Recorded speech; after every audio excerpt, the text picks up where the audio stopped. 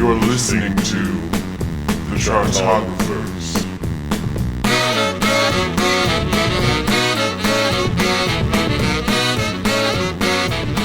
Hello, everybody! You are listening to the Chartographers. This is a music-loving podcast for music-loving people where we take every single album by a particular artist and rank it worst to best, forget the rest. At this point, you should know the routine, unless this is your first episode, in which case, listen to other episodes. Get to know the routine. It's great. It's wonderful. People dig it. It's exciting. Hi, guys. How you doing? So, listen, Season 2. We've been off to a great old start. I mean, we did all the, older classic artists. We've been doing a lot of the more contemporary artists. The cool thing about doing contemporary artists is that we get to actually see some of them live. In fact, we're actually, there's some that we've already seen, some we're about to see later the year that we record this, and weirdly enough, the fucking 2 days after our fucking Gorillaz episode drops, Taran winds up going to see Gorillaz live at kind of a last-second thing. Yeah, that was random. Which is awesome and amazing and crazy, and it's an interesting But that's experience. not who we're doing this episode. No, it is not. No. We are actually tackling a completely different I'm not artist. sure why that was relevant. So, anyway, and so this week we are actually tackling a group, a very fun, exciting group that have actually done pop music their own way for a lot of different ways, taking a lot of different revivals and sounds, putting it all together. That's right, they're the group that their sound you can get if you go ahead and pour a lava lamp into a trumpet and stuff it with a fucking hacky sack. That's right, guys. That is oddly accurate. We are talking about No Doubt. Woo! The Harajuku Boys, if you're nasty. So, guys, listen, No Doubt found the what if we're nasty? The Harajuku Boys. Oh, I mean, obviously. So, founded in Anaheim, California, by not one but two Stefanis, Eric Stefani and Gwen Stefani, along with the rest of the group, featuring Tom Dumont, the perpetually naked Adrian Young, and the guy who still thinks Frosted Tips are still cool in 2017, Tony Kanal. So, and basically, they went through a lot of different lineup changes. They were a ska group. They were a really fun, exciting ska group in the early 90s, and eventually after landing a record deal with Interscope, it was kind of a big thing, but they put out a ska album at a time when grunge was popular, and so therefore it kind of tanked, forcing them to kind of do things on their own. They had to bring in other producers. Eric Stefani, the primary songwriter, didn't like that, and then all of a sudden when they branched out on their own, they suddenly, were able to get acclaim and release albums and singles, and they wound up it's a completely different thing. They wound up becoming... went diamond. Yeah, they fucking did. And one of the few diamond albums of the 90s, one of the many diamond albums of the 90s. And they were also a ska band that then became a pop band, kind of a reggae-ish, inspired band. Dancehall. Oh my god, they went through so many sure. different sounds and styles, and that is why we're talking about them today on the Chartographers. So, the thing is that, we're going to be ranking their album from worst to best, but in order to do that, we need to gather the great people that we always have together, wonderful guests and music experts of various realms and knowledges. So, first off, of course... Knowledges. First off, there is me. I'm Evan Sawdy. You might know me as an editor over at Pop Matters. You probably know me as the host of this podcast. If you know me as the host of this podcast, then you know the person sitting next to me, the co-creator of this podcast, Taran O'Reilly. Hey. How you doing? You didn't give me a role in the band. Okay, so here's the thing. What could I have done? The Tony Kanal to my, Gwen Stefani? No, I hate Tony Kanal. The Tom Dumont? There's no, acceptable option. I don't actually want to be any of those people. Right. I could be the Gwen Stefani, but I don't really want you to be any of those people either. Right. So, okay, fair. Exactly. Fair. I was very diplomatic when I thought about that beforehand. That's good. And the thing is, this is a fun group, but honestly, we had to bring in one of our favorite guests that we've had on here before. You actually might remember her over from our Fall Out Boy episode from Season 1. She's a DJ over at CHIRP Radio. You might find her as Bree the Barefoot DJ. And she has a wonderful, amazing show that K-pop fans the world over love. And that's right, guys. Our dear friend, Briavael O'Reilly is in studio. Bree! Hello. How you doing? Oh, I'm great. I hope that more than K-pop fans love my show. I don't really want to get that moniker, but yes. Well, actually, I would like to point out that we're in studio right now. Per wonderful tradition, I love it every time it happens. You're wearing a No Doubt tour T-shirt right now. I sure too. am. Yes. So you did see them live. I've seen them live a couple times. Oh wow! Yeah, this one I think is from the Blink-182 tour. When they did the joint tour, yeah. Yeah, but I saw them another time because I had another green T-shirt that was No Doubty that got holes in it. I had to get rid of it. I saw them one time at Cornell when I was in college. I remember that. Oh, wow. So I saw them a few times. Yeah. Okay. They are fun. Yeah, I mean, and that's, how they built up their entire audience was through their live shows, Yeah, like right. that was That's how they got their start. That Because is let how me they tell started. you, I mean, not going to spoil too much because their early albums are not worth, there's a whole different thing. But their live shows are energetic and flailing and great. And the great thing is that Gwen Stefani, she was a woman fronting a rock band, and basically she also had to kind of step up and hold her own against the boys at all these different skate festivals and other things there. And she more than held her own. She developed this insane charisma on top of her very distinct singing voice as well. And then also she turned into a very interesting songwriter too, both with the band and as a solo artist. But listen, we're going to talk about it all. We're going to rank their albums. And the great thing is that this is a group that doesn't have a lot of qualifiers. They got 6 fucking albums. There is, of course, the debut in 1992, the very ska debut. The self-recorded, self-made, independently released, the Beacon Street Collection from 1995. There is the big one, Tragic Kingdom from 1995. Fun trivia fact that is actually a play on the phrase Magic Kingdom. Don't know if y'all know that.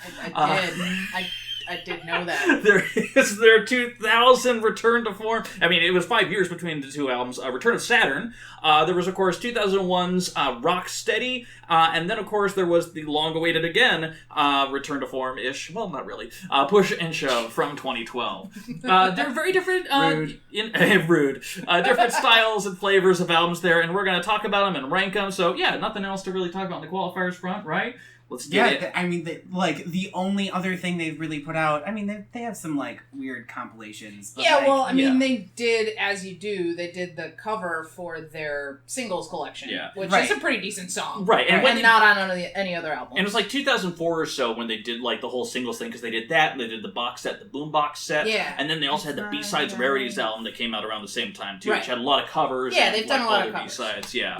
But they don't have any other true albums. True, legitimate albums. Or even, no EPs, no... Right, Yeah, which is just, it's fascinating. So, hey, listen, it's easier for us. Their release dates are so fucking random. Weird. 2 albums in 95, and then nothing for 5 years, and then another album the year after that, and then nothing for 11 years. It's Yeah. So, and they're still rumored to be maybe someday going to release another one. Well, the rest of the non-Gwen Stefani members, they just formed a band called Dream Car with the lead singer of fucking AFI. That's true. Well, it is always the rest of the non-Gwen Stefani members and then Gwen sort of in separate worlds. Somehow she became more famous. I don't know why. Can't imagine. Sorry, Tony.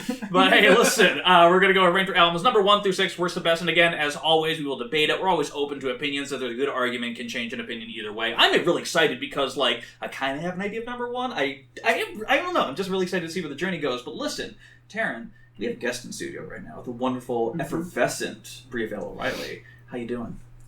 Great. Awesome. I'm effervescent. I'm doing effervescently. We're going to turn it to an adjective, a verb, all the things. I'm feeling effervescent sensations. Oh, that. Oh, wow. Goddamn. That was the Tony Canal of words. Just sad. You guys! I'm sorry. We're really ripping on him a I lot. know. The only reason is because in Research Week, we actually brought up a documentary that the band did. It was for a VH1 thing. And every word that comes out of his mouth, he's just an asshole.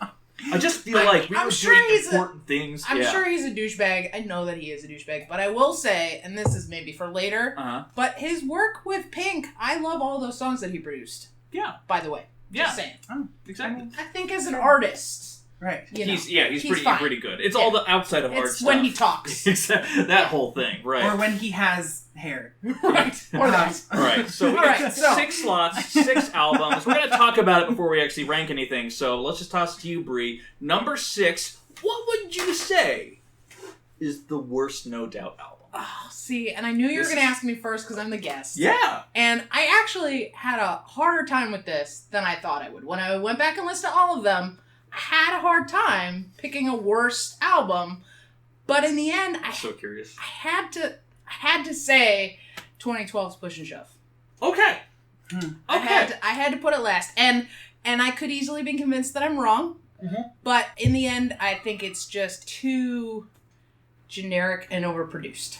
So those are true statements. They're very true statements. It is too generic and overproduced, and I feel like it excels a couple times in spite of that. Yes. Oh, absolutely. But I hated it less than I remembered hating it. Yes. Right. Also very true, yeah, too. Yeah, definitely. Yeah, I think Evan said it perfectly, is that you're listening to these songs and you're going like, this is pretty solid. Like, it's got like the solid drumming that we've come to expect from them. hook. Like, Gwen is delivering her shtick. Like always. But somehow, for some reason, there's just like this too professional sheen over It's it. like vacuum sealed. Well, Yeah. and a lot of them felt like it was a good song for about 2 minutes, and then it went on for 5. Like 4, yeah, exactly. Yes. Yeah, Yeah. that is very true. Because, like, this is their big comeback album they did. And the thing is, I'll give the band credit. Aside from the first 2 albums, which are kind of the same ilk, every album they did afterwards has a little bit different flavors and vibes. Yeah. Like, Tragic Kingdom is still kind of a ska album, but they discover what it means to be a rock band.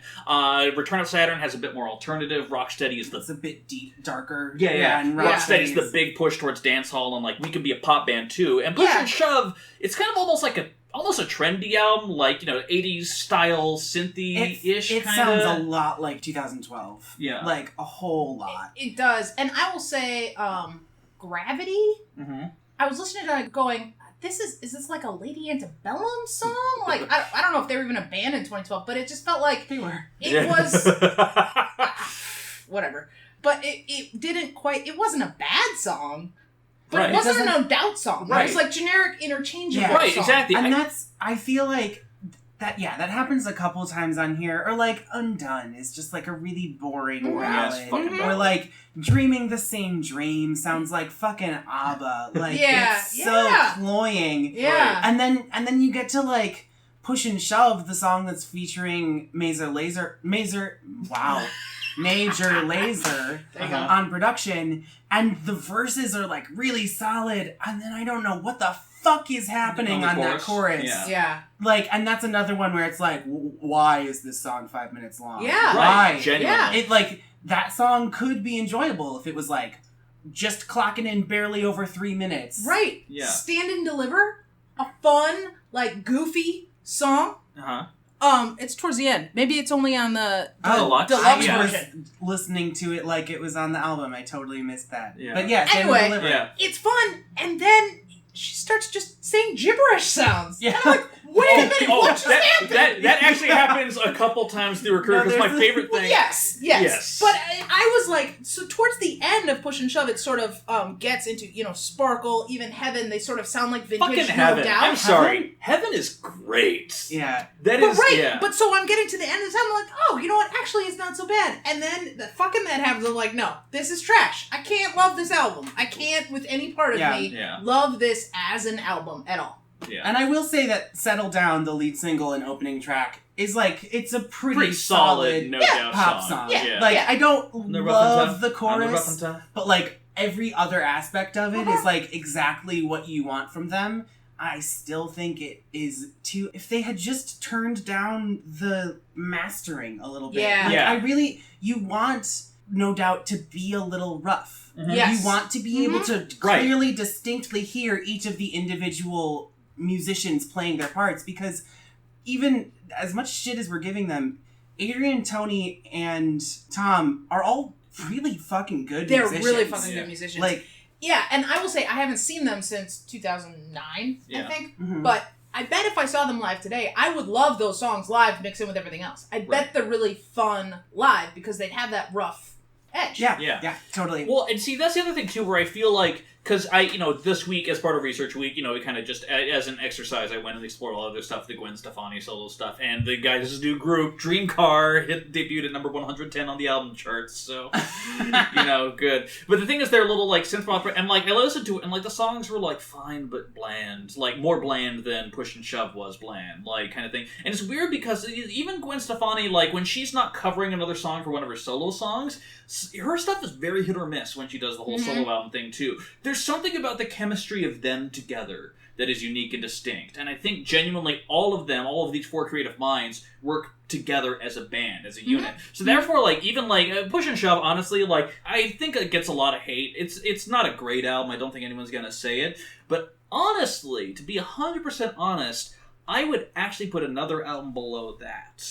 And that would be the Beacon Street Collection. And I went back and forth. Yes. I did. And it was a push and shove kind of thing. Yeah. Yeah. But the thing is, the Beacon Street Collection, after No... yeah. She really reined that one in. Because after No Doubt, the album came out, again, ska album came out during the grunge era, it did not do well. It sold like 30,000 copies, like barely anything. Interscope was like, we signed this group, whatever. So like, they're like, hey, we want to record our second album. Also, in retrospect, though, they did a fucking shit job of promoting it. Yeah. Well, it's like they heard the material and they were like, well, this isn't grunge, so let's give them $5,000 for the one music video we're gonna let them do, and not even release it for sale in all of the cities we're booking them to tour. Yeah. Like, that's garbage. trash. Right, Like, but they didn't care. So the thing is that, like, when they kept talking, like, hey, we want to record a second album, they had to really convince them. So what they did, there was a second house they had in Anaheim that they just turned into a fucking studio. They hung out there, recorded, and so the Beacon Street Collection, they produced it themselves, and they put it out themselves. And the thing is that because it was home recorded, it has a little bit more grittiness. Like, it very much carries on the same vein of what the debut album was doing, because it's very much, it's a ska pop album. It's a very, like, they're just very energetic, fun. It kind of blends together. If you did, like, every other song, you would think it's, like, the same continuous album loop. Like, it's, pretty interchangeable. It's fair. Yeah, but at the same time, the thing is that, like, there's some terrible moments on the debut album, but there's some moments I really, really like on the debut album. Yeah. The Beacon Street Collection, I told, because Taran and I had this conversation earlier this week, I'm like, here's the problem, every album of theirs has a stunner on it. He's like, okay, what's the stunner off of Beacon Street Collection? I was like, and then, of course, the answer, of course, is Open the Gate. The first song on there. That's like... Total Hate 95! Oh, what? Shut the hell up. Wow. Total Hate! Total Hate! No. That one is not a good song at all, but it has a personal... Like, it has a that personal... little breakdown with Brown Newell from it's Sublime. bad, but, like, all in a good way. Bad. That's like, the things that you're looking for. It's like, before I'd ever heard the whole album, that was a song that I knew from that album, for whatever reason. Well, I don't know why. It was on a mix I feel or like something. it's the Sublime song. So, the guy from Sublime it song. has so, a place in my heart, is the thing, good or bad, and so that's, like, my favorite song. But, God. I actually, like, over the course of this week, Open the Gate became one of my favorite No Doubt songs. Actually. Like, it's rough and tumble, Yeah. It's rough, but then the way that she's fucking wailing Yeah. on those hurries, like, it is visceral. And it has, like, a pretty solid riff. It's driving, like, I found myself coming back to that one more than I expected. But, there's nothing else on this album. Yeah, really Snakes. works. I enjoy Snakes. Stricken. Sure. And I think that... and Squeal is kind of fun. I mean, I listened to it, like, 2 days ago, and already I'm reading the song titles and can't remember what any of them sound like. It blurs together. It blurs together. pretty But badly. for me, that was why I put it slightly above Push and Shove, because even though I can't remember any of the songs necessarily, as an album, at least it felt like vintage, no doubt. And for that, it got, for me. But I totally also was like, but it's kind of terrible. Well, you know what I think's going to happen? I think if... Taran's got to be the tiebreaker? I think it's going to happen. You got to be the tiebreaker. Oh, yeah, I would put Beacon Street at 6 and Push and Shove at 5. Like, just barely. Yeah. It's really just because there are a couple solid pop songs on Push and Shove, and I think that's missing on Beacon Street. Yeah, totally valid. And I think that's totally fair. So in that case, let's go ahead, let's lock it in. These are two albums I don't really care either way about. I mean, I always give it a little bit of edge to Push and Shove, like, there's the chance it could be better. It's like when I saw fucking Suicide Squad. This is the Suicide Squad of albums, where it's like, it's a bad, terrible movie, but you see the production design, and you see, like, all these elements, like, oh, you actually could have been good, and it just... And that's almost why... It's almost more disappointing. I'm fine with this rating, but for me, that's why it's worse, because it would have been 11 years since we heard anything from them. Like, Beacon Street, they did it on their own, they didn't know what they were doing, you can't expect a lot from it. Push and Shove could have been great, and but it still has moments of great... But it does at least have moments. Exactly. So, I'm cool there. All right, well, in that case, I think it's going to be a real tough decision on this one here, but Taran, what would you nominate for number 4? I mean, I have to say self-titled. It's the debut. I want to talk about it. There is some good shit on here. I mean, Trapped in a Box is classic. And it's like, I love how just fully unhinged Gwen is on that. Yeah. She's but unhinged on a lot of these songs. Right. Well, and I think that's a big part of that is Eric's influence. He was the primary songwriter on these first two albums, and kind of the third, and too, surprisingly. We'll get there. Mm-hmm. Yeah, and so he writes very sort of complex, odd melodic structures. Mhm. Yes. It's not pop music. Like, Right. it gets a little grating sometimes, but then, like, also on here, when you get to fucking a little something refreshing, The song about like, eating all the food. like, why do we need a song with burping in it? Or, like... Because 90s ska. it's Right. the That's Weird why. Owl of albums. Or like, I forget which song it is. Oh, it's an Ache, when she's singing about getting her wisdom teeth removed. Yeah. Yeah. And And that hairy man, that hairy man. There's Yeah. literally a slide whistle. Like a woo! Like a... Once again, early 90s ska. I know, That was the deal. And then also, I had friends in a ska I have band another in the one I want to 90s. throw out there. I'm Yeah. sure the response is going to be early 90s ska, but Paulina, a creepy I love little Paulina. fucking song Oh, about I love stalking a girl. I love it. Much like Total Hate 95, it's not Paulina. necessarily a great song, but it's so fun. I'm waiting by the phone, Paulina. Yeah, and I have to find, when I went back and listened to it, it didn't sound the way that I remembered it, so I feel like I must be familiar with some other version that was released later, although like I a don't demo know or what. something. But just the mixing of it, the mastering of it. Well, was because like, I know this they is did what a it sounds re-release after Tragic Kingdom's success. They have the first two albums. I thought it was just a Beacon Street. No, I think it was the first two. I was Right, reading that maybe. up today. Yeah. And Anyway. because these little albums that sold nothing, they wound up selling 250,000 afterwards, which is fine, you know. like. Well, And the Beacon lyrics of Paulina are creepy as shit, but two things. One, we had a friend named Paul who we called Paulina affectionately. Yes. And so that song was, we sang it to him. Uh-huh. So Right. much like Total That's Hate a- 95, I can't defend it as a great song, but Right. for me, I love Personal it. enjoyment. Personal. There was one song that was genuinely surprising for me, though. It's less than 2 minutes, but sad for me. Yeah. Yeah. Like, Well- it's this little, like, dinky piano ballad, and, like, all the keys are now totally outdated sounding. Yeah, But the it's- structure, the melody. Yeah, and it's a really complex piano part. Yeah. Again, we're talking about like solid musicianship. Like Yeah. Eric Yeah. was also a very good keyboardist. So I don't think anyone else plays on this one. Yeah, it's just him Um, and Gwen. But the piano part is complicated enough that at one point, especially with the like synth overline, Yeah, I was yeah. like, this song almost wishes that it was in a harpsichord pad. Do you know what I mean? Yeah. That, like, Yeah.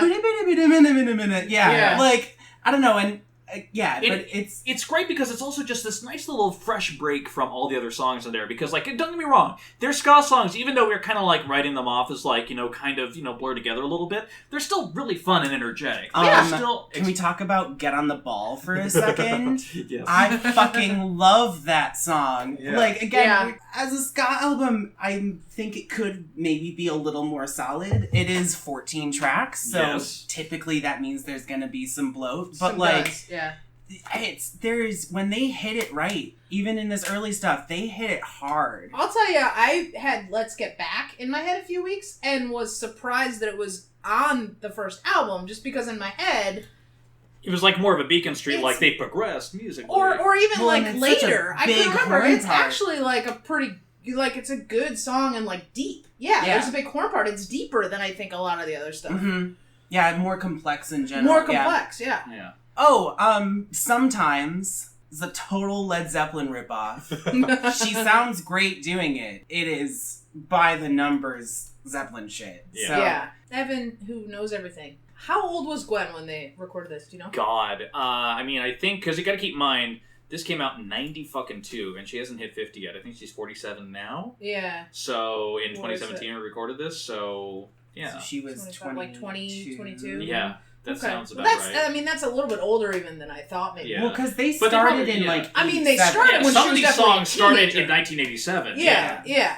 And that's Okay. like the weird thing is that they actually, because when this album came out, these were like songs that were some recorded just for the album and a lot of other stuff, but Beacon Street Collection was pretty much all the other shit they weren't recording for Tragic Kingdom. So like, that's why Beacon Street, I mean, in retrospect, that makes a little bit more sense why Beacon Street Collection is a little bit bleh. Yeah, Because it's all B-sides and Yeah. rejected. it's weird though, Right. it still Yeah. sold a lot more than... But because Tragic Kingdom was such a massive hit that their back catalog, I don't think it sold as originally. I was actually reading today that when Beacon Street came out, it sold like 100,000 copies, and that's part of why they got the go-ahead and the budget to do Tragic Kingdom. Really? See, because what I read was that it sold 100,000 copies, but not when it first came out. It was after Tragic Kingdom came out, and everyone wanted to learn about their back catalog. Because they were in the same year, so it was not... Yeah, but also so Interscope was not letting in the first them... couple months, it wasn't a lot, but once Tragic Kingdom came out, it ballooned. But, could I mean, make sense. it's one in and the any other. case. Yeah, exactly. So, yeah. That, I mean, unless there's anything else there, I'm pretty comfortable with putting that at number 4. Oh, also, Brand New Day, the last Oh, yeah! song. The last song, yeah! super fun. It's a total ripoff of Can You Feel the Brand New Day from The Wiz. It's the same chord structure. The horn part is almost the same. Well, and Like, we can it talk is- about Gwen's habit of appropriation. Yeah. I mean, her entire first album was just other songs with new lyrics. Yeah. Karaoke with Gwen Stefani. I'm fine with this as 4, but honestly, my 3-1, I almost dropped lower, and we can talk about it. Yeah, let's go ahead. So I'm fine with this as 4. That's where I ended up ranking it. But when I listen to Return of Saturn again, I have to tell you, the hits are fabulous. Mm-hmm. But the rest of it, oh my god!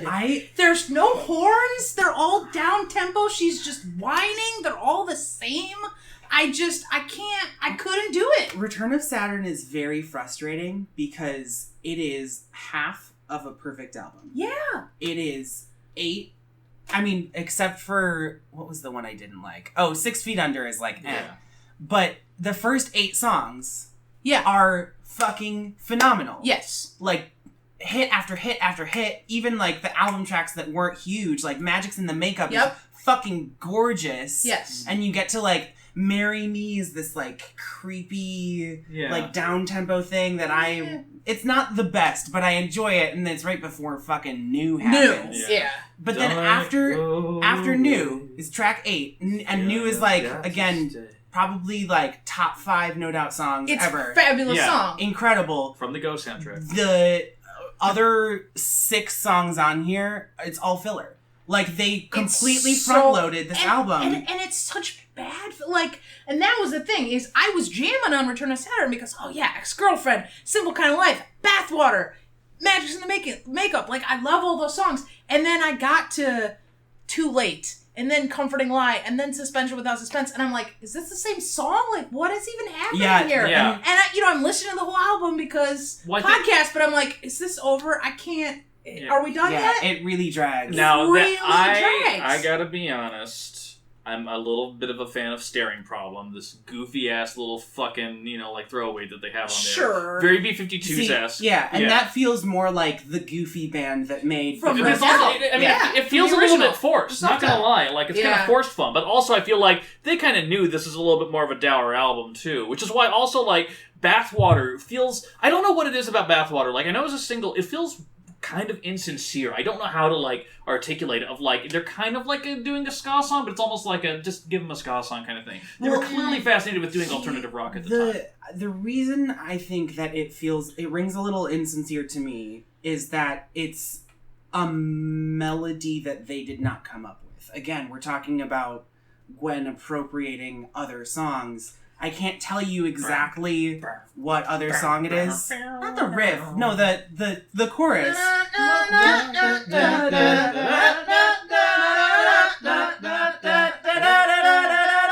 Right. Sounds like a fucking Folia Do Fall Out Boy song. Well, kind of does, actually. But it also just sounds like, I don't know, like a song from the 50s. It sounds like a classic melody that's been done by... Because as we know, Gwen Stefani is 5 seconds away from becoming Betty Boop at any given second. So, so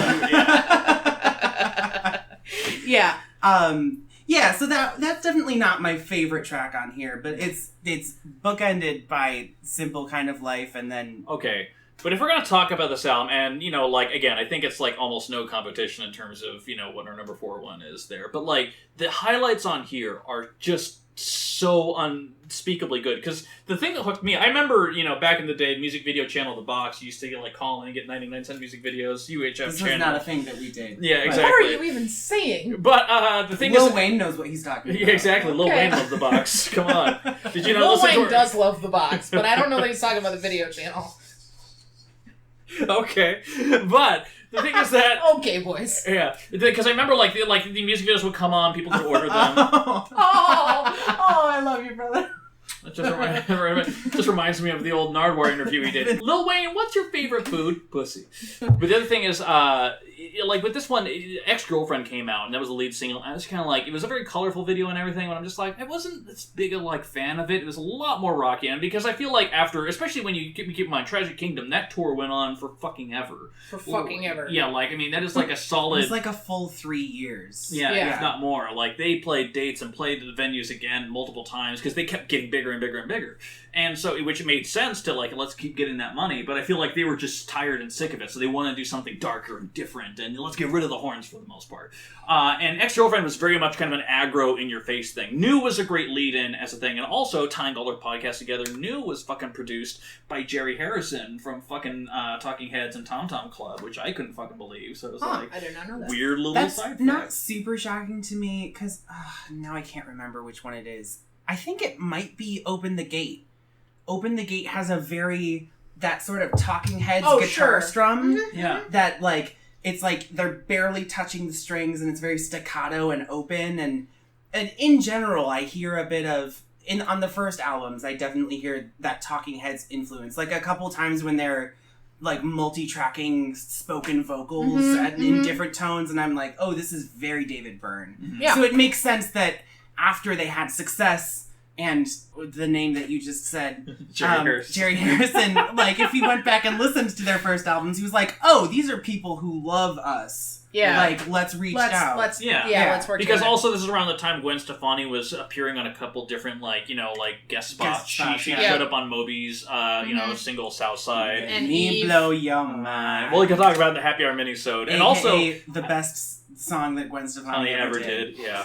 But actually, and also, she also showed up on the fucking Brian Setzer album, Jump, Drive, and Wail, as a song too, which is, I thought was actually kind of cool, because, like, you know, listen, ska had a revival, and now Swing has a revival, so she kind of, like, threw a little hat towards the ring for them. Like, that's pretty awesome. But yeah, girl had pull, so they could pull in these people. But yeah, like, Simple Kind of Life was the song that got me to buy the album in the first place. Cause Really? Yeah. Because, like, that was the song that, like, you know, it was the first song and only song she's ever written on her guitar by herself, apparently. But also, like, it's just so, like, lush and, like, emotional in a weird place that some of her other things are. Yeah, I feel like it's one of the most vulnerable things she's ever written. Right, because, like, she doesn't Yeah. do that very much. She doesn't. And The so big that it's pause so and break genuine. when she says, like, you'll be a good dad. I'm like, I don't know if I love that lyric, but, like, the sentiment is just something that whole yeah. verse, like, I always thought I'd be a mom. Sometimes I wish for a mistake. Like, Yeah. it's heart-wrenching. Yeah. And they put it out as a fucking single. Wasn't she pregnant, though? I I guess when the album came out, she was, Yeah. but maybe not when she wrote the song. Yeah.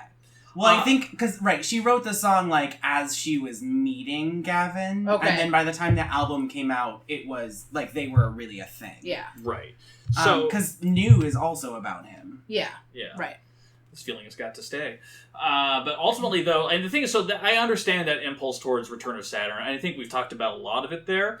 Personally, and I know there's going to be some disagreement here, my nomination for the number 3 slot, but only like by like a hair. You're just like silently locked in number 4. Oh, I'm Can sorry. we just say for the listeners? Yeah, we're gonna lock in number 4, no, self-titled at number 4. Thank you. That's fine. That's fair. Yeah, that's fine. Anyway, Yeah. moving on. I appreciate that. Uh-huh. I just wanted to point out it had a vote for number 3 before we moved on, but I'm fine with it at 4. Mhm. Right, Mhm. exactly. Yes. So, My You're number personal 3. thing, by a hair, mind you, would actually, controversially, I'm sure, and I don't care, would actually be Rocksteady at number 3. And let's just dive into a little bit of what's going on there. Because here, like, I feel like the response to it, I know, there's a lot of hands on shoulders in this room. But the thing is, because the thing is, there was one hand on his shoulder. I've done it like 3 times earlier. It's true. It's a thing. Yeah, but it's still happening. So, Return of Saturn, like, it did not do nearly. I don't know what they were expecting when they changed their sound that much, because like people technically don't want a Tragic Kingdom 2, but like they want a band to like be new and different. But it was a little bit too new and too different for a lot of people. Especially also, again, 5 years later.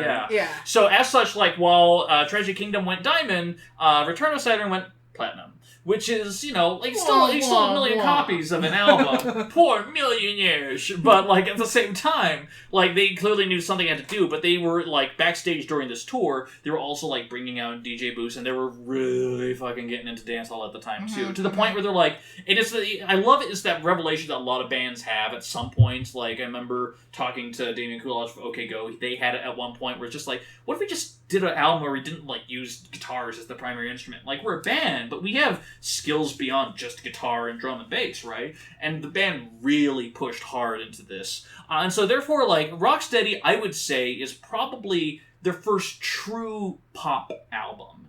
Because it is like, the thing is, like, I feel like they've done, like, pop rock stuff before, or, like, ska mesh kind of things. This is, like, a pop album, like, outright. They're writing, like, pure... Like, it's all synths. Yeah, like... But it's also a pretty heavy... they recorded the whole thing in Jamaica. It's a pretty heavy dancehall album, so traditional... American pop, it's still not. And here's the sticky rub with Rocksteady, because let's be honest, like Rocksteady kind of in many ways revitalized their career in a lot of people's minds. They had giant hits, they won Grammys for the first time in a long time. Like, it was a big deal, but also, like, if people remember these singles, they remember Hey Baby, they remember especially a song that I didn't really get turned on to a lot, but especially during this week, I kind of felt a little bit more under the spell of Underneath It All, that fucking horn line on the chorus, I'm telling you. And that's great, and there's a Prince song on here, like, it's fucking awesome. And then those filler songs on here, because there are filler songs, and my argument here, especially in terms of Rocksteady, is that the filler songs here are surprisingly, genuinely, no different than the filler on Push and Shove. Like, that's kind of like where I'm pushing it towards. But let's talk about the highlights. Let's talk about all of it. Push and Shove? Yeah. Okay. All right. Let's get into it. Let's get into it. All right. Yeah. Let's get into it. So So where would Taran actually? He was telling me an interesting story though, because I think it's weird. Like, I came in. Return of Saturn was my first No Doubt album, and you were mentioning how I guess kind of Return of Saturn was, because you got into No Doubt a little bit after Tragic Kingdom. I love Tragic Kingdom. Yeah. I loved it late, but as we mentioned, it was 5 years in between, so I still was thoroughly into Tragic Kingdom before Return of Saturn came out. Right. So that was kind of your entry point. This is my entry point. Rocksteady was Taran's entry point. I specifically remember when you bought Rocksteady and, like, put it in the car for the first time and, like, put it on, and I was hearing Hella Good and Hey Baby. Yeah. Like, for the first time. I think we were driving home from Chicago. Sure. Like, sounds right. Like, I have such a vivid memory of this. Yeah. So, like, we haven't mentioned in this episode, he's my brother, and we grew up in the suburbs. I don't know if you've ever mentioned that we grew up in the suburbs. So driving home from Chicago was a thing that we did. And listeners want to know more Taran O'Reilly facts, so we're just I giving think they it to do. them. I'm just saying that. Continue. Yeah. Anyway, so that's, like, Rocksteady was definitely my entry point, and, like, that's... we also, like, I think put on the Greatest Hits record a lot at our house, so, like... Sure. I recognize all of the songs from that pretty intently, but, like, Rocksteady is what I think of when I think of No Doubt, like, as a first image. Okay. Yeah. And so, I don't know, I love all of the filler album tracks on this. Like, I do too. Detective is bad, but I love it. It's so fun! It's so much fun! And I was thinking when I was listening to, actually going back to Undercover on Push and Shove, I was like, I'd rather listen to Detective. Right, yeah. Honestly. They have a lot of songs about spies and kind of lurking around. It's kind of interesting, yeah. Gwen, she's had some love affairs in her life. Let's Yeah. say that. I know. But continues to. Fucking start the fire, though, my God. But that's fun. I like Start the Fire. Yeah, I do too. I was humming it on the way here, actually, surprisingly. I mean, I was humming a bunch And for me, songs, the worst part about that song is like the last 90 seconds out there when it had the little like the little horn thing in the background. That's the best part. Really? What? Really? Oh my God. Or I love Running. I think it's beautiful. Yeah. And for me, I think you kind of maybe a little bit shat on Underneath It All earlier. Maybe. No, he was saying he was surprised how much you liked it. Surprised how much you like it. Yeah. Okay. For me, I was like, 2001? I met my wife in 2001. Like, that was a song of ours. So, like, that's Underneath It All. That's a thing, Yeah. you know. I think that's a great, great song. That's Underneath It All is my favorite song on this record. Yeah. Definitely. And well, it's weird though because, and I think maybe like your guys' entry point might be a little bit different because for whatever reason, and this is my flat out thing, and I don't have any apologies for it. Hey Baby never connected with me as a song. It's pretty asinine. Yeah. I've realized that over the course of... And also, hella good is a terrible phrase, and I hate Gwen Stefani forever for making a song called that. But as a song, Okay, so I It's a remember great song. they were two. I remember watching the SNL when they were just like the album was right about to come out, and Hey Baby was everywhere. I was fucking annoyed by it. Yeah. And the thing is, the day I was watching SNL, they do the first song. It's Hey Baby. All right, cool, whatever. Album's not out yet. The second song they do is hella good. I remember like, what the fuck was that? What just hit me? I'm like, they had this song in Isn't them? there like a kick-ass guitar solo in that song too? Like, I think probably, Yeah, Yeah, it's and kind of like all- dark, little sinister little It's- dance beat here. Yeah, And it was yeah. like, it was just like fascinating. It's crunchy. Yeah. Yeah. You know, like, and it had some bite, and it was like, I feel like almost every, like, all the times they try and be angsty and arty and, like, Return of Saturn, and now I still really enjoy, mind you, like, I feel like Hella Good is, like, the perfect definition Right, of that. well, because like, Hella Good is kind of like a great extension of that because it is that same... It's the tone, Yeah. but they managed to turn it into something fun. It's Yeah. like Yeah. dark and fun. at the same Yeah. time. Yeah. yeah. Yeah, and so that was like, that's what made me buy the album. I'm like, oh shit, this shit's going on. So yeah, and then therefore, like, there's still parts I really, really fucking like. Didn't you say you like Making Out a lot? I do. Making Out is like my second favorite after Underneath It All. Okay. I mean, the like spoken word verses Yeah. are like kind of, but like tons of pop artists do that. Yeah. That's part of almost what makes this feel like the most pop to me is because she has that like I'm walking down the street, whatever. Yeah. But like all of the different like dueling synth parts on this song, like Yeah. I mean the hook, of course, and I'm just kicking and I'm counting the days. I hardly can wait. Anyway, like that's brilliant. But my favorite part of the song is after the second chorus where I'm sure like all three of the other musicians were playing synth pads live because it's like there's so many layered parts and different moving Yeah. and it all fits together perfectly and then it all just drops out and it's like ooh, you see soon we'll be making out like I don't know, it's like it's super campy in like the perfect way. It's exactly what you want a pop song to be doing. I wish it had been a single. Yeah. But anyway. Yeah. But at the same time, I also feel like I was, because I was, a lot younger at the time, Platinum Blonde Life, I wouldn't call it a great song. It's really fun and catchy. But also the other one, like Waiting Room, their fucking Prince collaboration.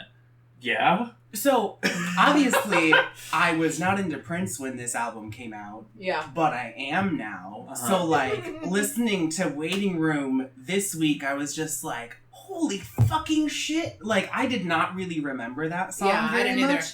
It is so good. Just wait for you. Like, all of the, like, Prince...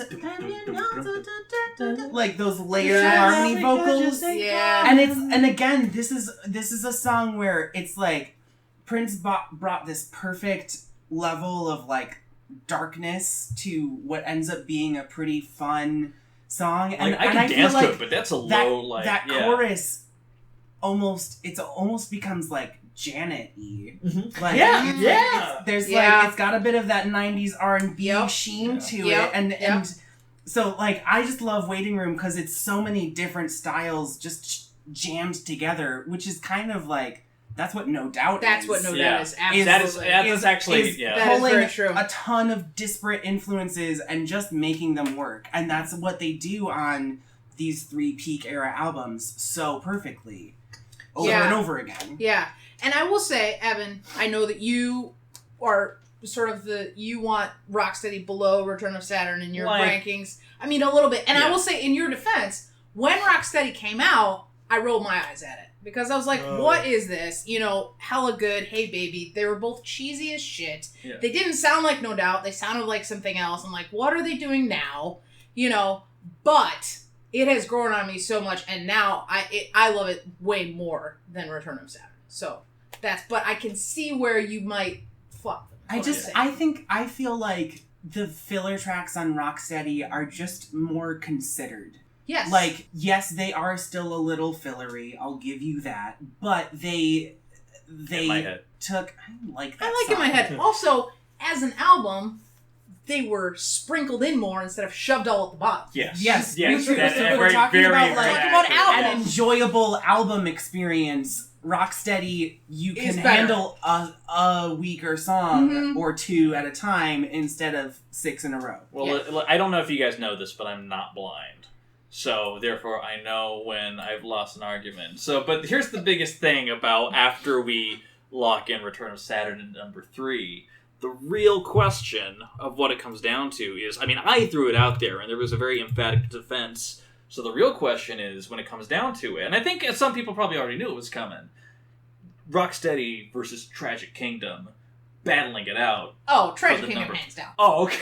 Do you disagree? I don't disagree. Let's talk about it first. Yeah. I mean, Rocksteady definitely has, like, a larger place in my heart, but it's unquestionable that Tragic Kingdom is a better album. Yeah. I would still say Tragic Kingdom isn't a perfect album. I would still say that... no. Yeah. No one's saying that. They have no perfect albums. Yeah. Yeah. But, I mean, I even though Rocksteady is my favorite album, my favorite songs are on Tragic Kingdom. Like, my 2 favorite No Doubt songs are Sunday Morning and Spiderwebs. Like... Oh. Okay. These are reactions? No, I mean, I love both of those songs, but I love literally the whole album. I mean, you could have named any songs, and I'm like, oh, okay, cool, I love those too. Yeah. No, I mean, like, Sunday Morning, it just, like, it so slowly rolls in with that drum roll. And that's when, like, there are multiple times throughout their career where Adrian... perfectly sets the tone for the song. Whether it's like, not steel drum, but you know what I mean? That like very reggae dance hall, like dook sound. Yeah. Or like, or on Sunday Morning, he'd like slowly just drum rolls it in and like the bass kind of fades in. And then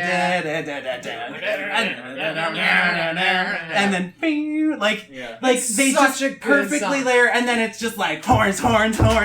Like, it's the perfect way to get you hype. Well, one of my favorite ones on here by a nautical mile is actually Excuse Me, Mister, the second song right after Spider. Because the thing is, like, it starts out like, it's a fun little, like, like guitar riff, but then it fucking turns to kind of this ramble piano, like, back alley, kind of like saloon kind of partway through. The drumming really comes through as a little bit more stuttery. Like, it's just like, there's surprises on here, especially following Spiderwebs as an opener is great, and then it leads right into Just a Girl, the pop song, and the song that I think, like, it's still, here's the thing, Just a Girl, we all know it. It's, you know, when you say No Doubt to people, that might be the first song that they say, for the most part, generally. I don't know, sometimes. I mean, I think it's Don't Speak. Yeah. I think it's Don't Speak. Or Spiderwebs, actually. It's pretty big. Well, Spiderwebs is the name of a Dawson's Creek album. I mean, or episode. Yeah. That's how big it was. That No Doubt was on. Listen, I read Wikipedia, too.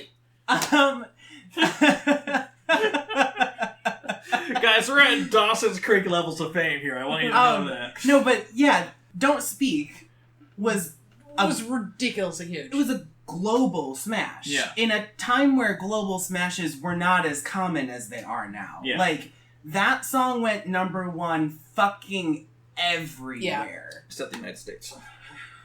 Yeah, well, only because it wasn't counted on the Billboard Hot 100 for some stupid blows reason. my fucking mind. It still went number 1 on the radio airplay charts. Right, exactly. Which is like, okay, so if it's the most played song in America, why the hell isn't it number 1 on the Billboard charts? It didn't sell enough single. They didn't put out enough single that you could buy at a store. I'm imagining. Wow. That was Billboard voice right there. Oh, so yeah, exactly. But the thing is that, like, because, like, Just a Girl, Take It for example, because we all remember that do, but it's really like that opening guitar riff. It's that little wah sound, that wow, you know, like on there, like it's distinct, it's unique, it's different. You know, those little flavors. Fun fact about Just a Girl, fun to me. You guys can decide. It is my favorite karaoke song because people are always surprised. Oh, that it's Because happening? it's like ironic, I guess, but also because they're like, holy shit, you can sing.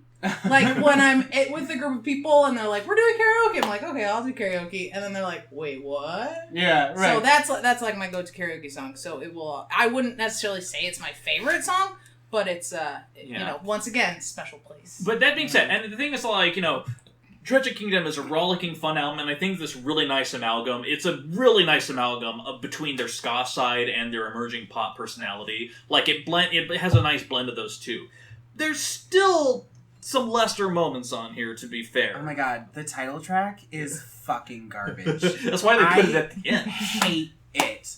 Yes. I hate it.